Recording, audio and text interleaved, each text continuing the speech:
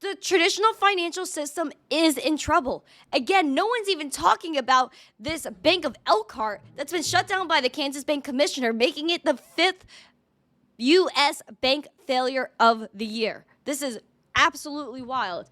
But according to Janet Yellen, our economy, oh my gosh, what's going on with our economy? The economy is doing well. Oh, shoot. The economy's performing well. Wow. Well, I didn't know that because now a small town USA bank is just gone.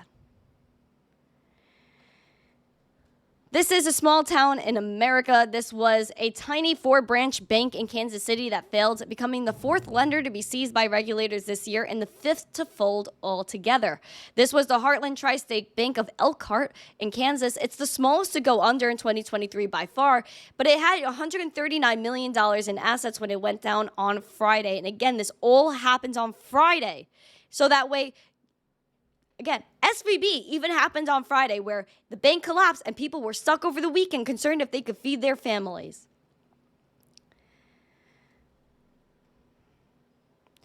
They're saying that it's not entirely clear why the bank went down. The Kansas office of the state banking commissioner said in a release that the bank commissioner, David Herndon, determined that the Heartland Tri State Bank was insolvent and that it became insolvent due to an isolated event. Overall, the Kansas banking industry was unaffected by this event and banks remain strong. Another bank in that state, Dream First Bank of Syracuse, Kansas, agreed to assume all of Heartland Tri State's deposits and purchase essentially all of the failed bank's assets, according to the FDIC. This bank was insolvent, and they didn't even say why. They said this bank is insolvent, it's done now. But it was an isolated event, so even the people that had their money there, they don't even get to know why their bank is gone. The bank was fine one day, then it was insolvent the next. Do you guys see the trend that happens here?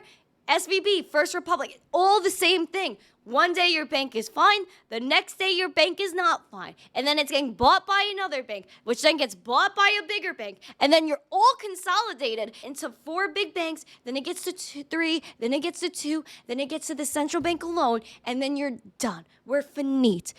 Guys, hedge against the bank failures. Hedge against the bank runs. Bitcoin is the only thing that you're in control of because you know your Bitcoin's going to be there today, it'll be there tomorrow, and be there past your lifetime.